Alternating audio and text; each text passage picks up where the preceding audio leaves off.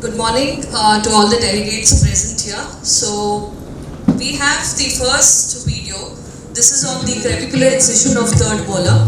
So what we see is the area of the incisive papilla, which we have to be very clear about when we are giving the releasing incision, not to dip into the vestibule. And as we hug along the clavicular margin, we should make sure that we have the gingival margins taken care of, especially in the distal part of the third molar. And in this case, the third molar seems to be there.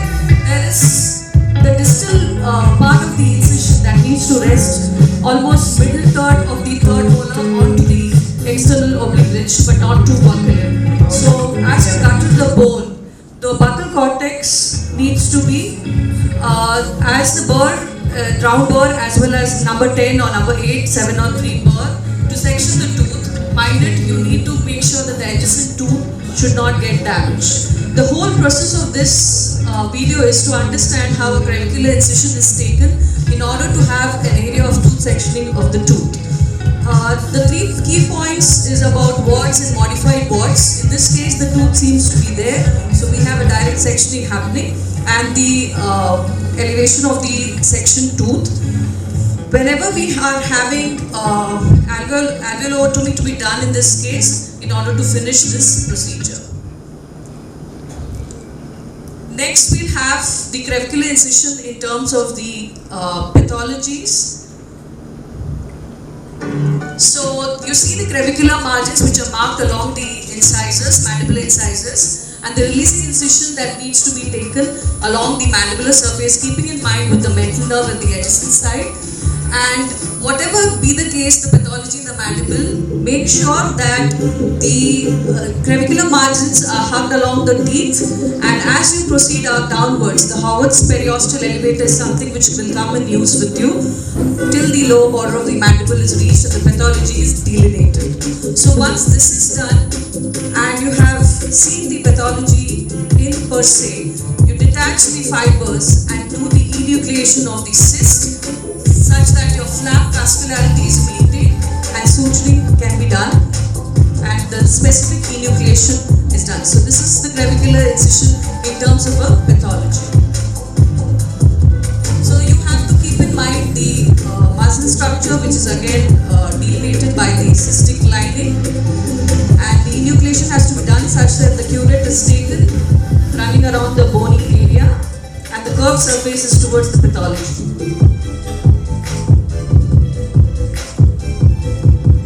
So this is the enucleated area. You can see the bundle of the mental nerve adjacently and the exectomy that has been done. So now we have the much awaited part, that's the symphysis region, regarding the vestibular and the degloving incision. So the thing that was stretched, properly stressed in the first part was the anatomy part. Here we look at the incision, which has to be a degloving pattern, the marking of the incision that has been done. Two things that we need to keep very clear here is the mentalis muscle, and of course the blade will run through the incision, as you will see here. So first the 50 number blade is taken and the incision is taken on the mucosa, but it would be not right at the depth of the vestibule, a little ahead, but not too far into the lip also. Otherwise you will damage the artery supplying in this region. So at the same time, when you're cutting the mentalis muscle, you should make sure that the mentalis muscle is there for you to suture back after you enter the end the procedure. It could be trauma, it could be genioplasty.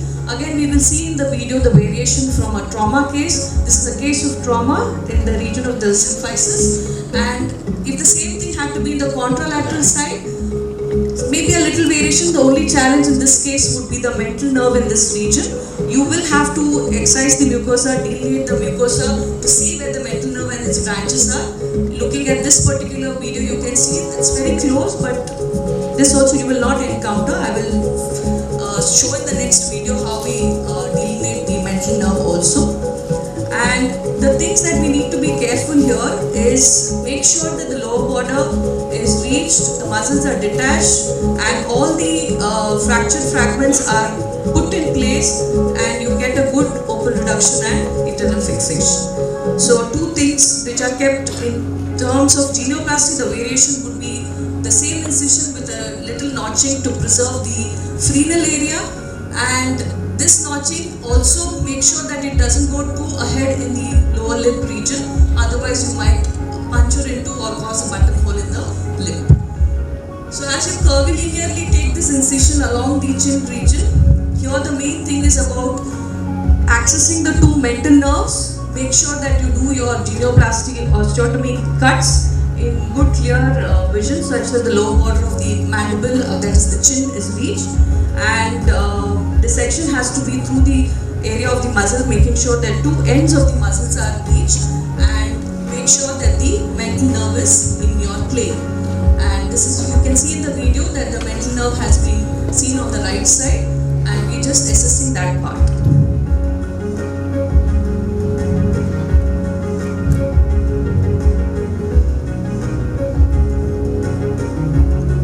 This is how the incision would look if it's for the genioplasty, and this would be the procedure. So I will not go in depth because Mustafa sir will be taking the next set.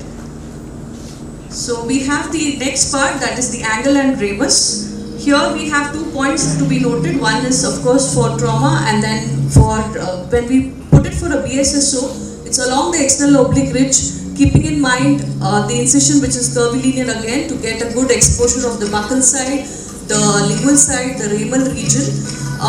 Here we have 3 cuts which we keep in mind: the medial cut, the vertical cut, as well as the buccal cut. All throughout, you make sure that all the area of the raphe is detached, and a good forked ramus retractor is taken such that you strip till the region of the temporalis and the lingual vision is clear. And once this is done and you go ahead with your cuts, all the medial, vertical and the buccal cuts are taken, and this gives us an axis, good axis in the region of the angle and the ramus, of course for mandibular osteotomies, and this is where the inferior alveolar nerve with the proximal and the distal segment split. Same thing can be also taken if at all in this region is the clavicular with releasing. The incision that was shown earlier in our close-up, where you are able to, there can be a slight variation in this incision where you just hug along the third molar also, such that you can have a better cuff of tissue to suture at the end of the procedure. And make sure you do not burn this area of the tissue, because it's very, very crucial when you do orthognathic or any other procedure, especially trauma plating in this region, so that the plates don't get exposed. So as we go ahead, the next part that is very important to all of us is in terms of the trauma. Whenever we are taking the incision that could be slightly different is you go hug along the clavicular margins of the teeth, and you go till the distal surface of the third molar. If the tooth is involved, you remove the tooth and make sure that the periosteal elevator is pushing through the bone and the flap is completely reflected, and you reach till the lower border of mandible, detach the lower area of the muscles and partially of course the pteriomesenteric sling, such that you can see the fractured fragments. So I'm just showing a variation of the area, in that area what all can be done and what are the various incisions. So as we go ahead, we make sure that the flap is reflected well and go till that you can see the fractured fragments. It's important for us to detach them well, so that whenever you are having 2 components of the fractured fragments, you are able to reduce them, and unless the muscles are not released, it's of no use. Now, some things that we need to keep in mind is the facial artery, so that the releasing incision should not be in the vestibule, and make sure that the distal incision on the ramal part, that is the anterior border of ramus, should be curved. It should be curvilinear in pattern such that it does not damage the lingual nerve on the lingual side.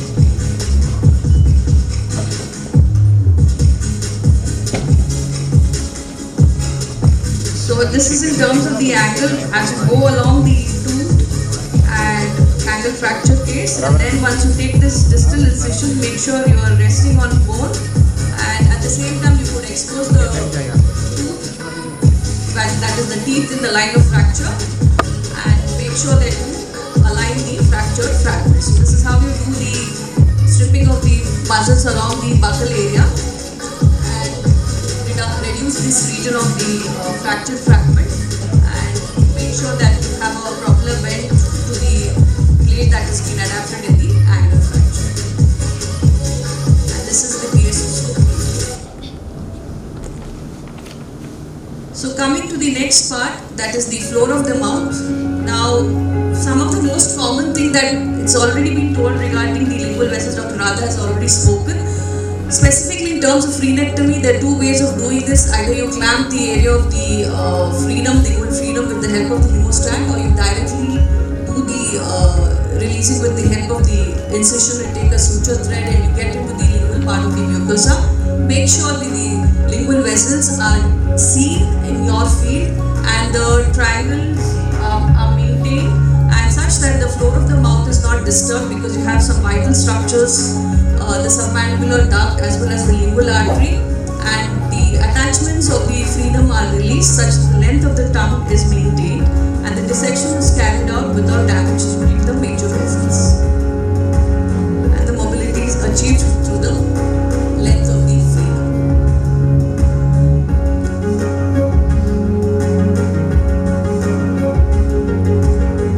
So this is almost looking like a diamond shape, and then once you give a complete suture, the length of the tongue increases and of course will help the speech of the patient.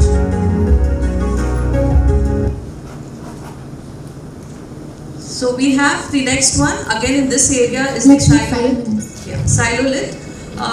Silolith, again presentation is in the sublingual region, and whenever you have to mind the structure of the submandibular duct, which is swollen in this case with the calculi, and the incision has to go parallel to the region of the duct, keeping in mind with the duct, and make sure that you release the calculi in all pattern and till the depth of the calculi is ascertained and you are able to clamp the calculi and get it out.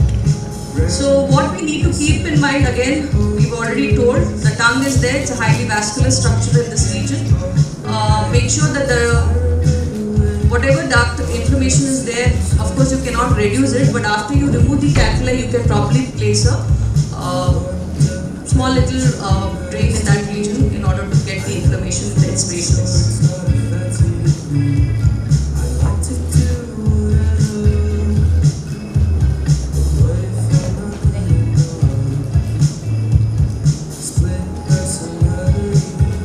So you see how delicately the dissection is being carried out, and this is being done under the minor.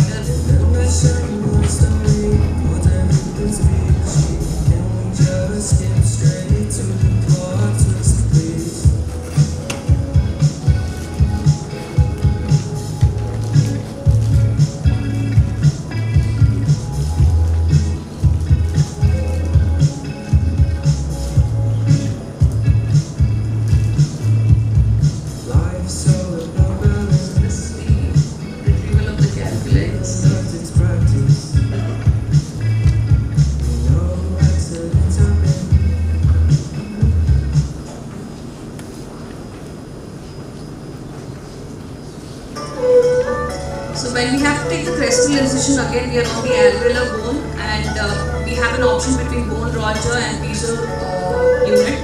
So nowadays I think we step up from roger to using a piezo.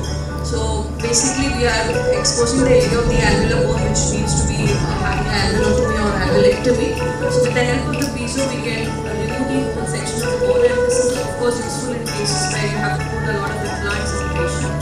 So this is one area that I think it's been there for years, and now we have had a mechanized way of doing this procedure.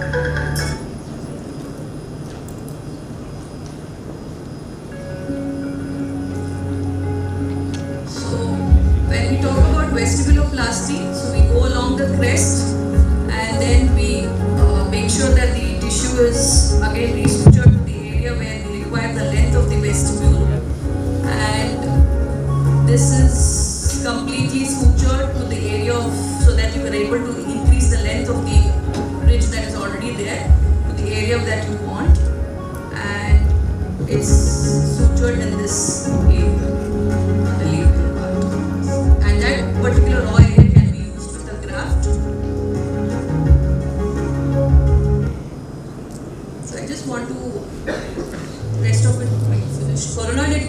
tongue procedure where taking a video is a huge task. Again, in this, the anterior border of the ramus is exposed, and make sure that you are able to use a good reverse L retractor and the burr, that is 703 of your choice, and make sure that you release the area of the temporalis attachment and deliver the coronoid such that it requires some amount of manual dexterity also, and this is how you deliver the coronoid out. Very useful in cases of oral submucous fibrosis. But reaching the sigmoid notch, putting the artery or any instrument like a thin reversal in the sigmoid notch will help you to guide towards the coronoid and to get the coronoid out. So when it comes to tongue, any lesion in the tongue needs to be excised, keeping in mind with the lingual artery and the vessels below, as it's a vascular structure, and make sure that there is no, and whenever it is a glossectomy, it has to be in terms of orthography, but if it's a CA case, again, it cannot be done at a minor, so resection is the only choice. So I just out of box, this is one video which I would like to just mention. We are all talking about preserving nerves. Now in case of body, the mental nerve that I was speaking about earlier, make sure that it is preserved in all respects. In terms of your dissection, this is what is the core strength of this intraoral topic. And when we have done this procedure, this is in terms of trauma. But body fracture especially, we have to be careful with the structure. And I wanted to stress on this Jinwala's method of peripheral neurectomy, where we are sacrificing the nerve with a Y-shaped incision in the anterior border of ramus. Here there is a combination of both the incision in the region of the angle per se in the anterior border of ramus, where you take the incision and you look for the inferior alveolar nerve towards the lingual part of the mandible. And once you have reached there, you are able to get part of the nerve and then expose the region in the mental body region. So it's a combination of all the incisions, and then take out the this is peripheral neurectomy, so that the patient is relieved of trigeminal neuralgic symptoms in the mandibular region. So thank you team Jan, and I think this was an overview of all the intraoral procedures that can be done in the region, keeping in mind with the anatomy and the vital structures. Thank you.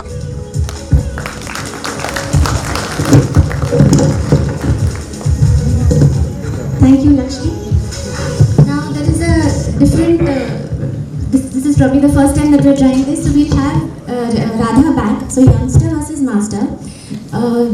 What we had planned was, and there will be modifications of this also. So the youngster will ask the master, okay, bhai, I'm doing this, but sometimes when I'm doing, I get stuck here. So how do I prevent that? Sometimes when I've done that and I've made a mistake, so if I've cut some nerve, then what do I do? Whatever, cut some artery, what do I do? So prevention of mistakes and rectifying what is already, what mistake has already been done. So that kind of dialogue now we have between Radha and Lakshmi. In between some of that you can ask questions, and then when we have the next other talks also, again it will be open to the questions will be open to the house. Yes.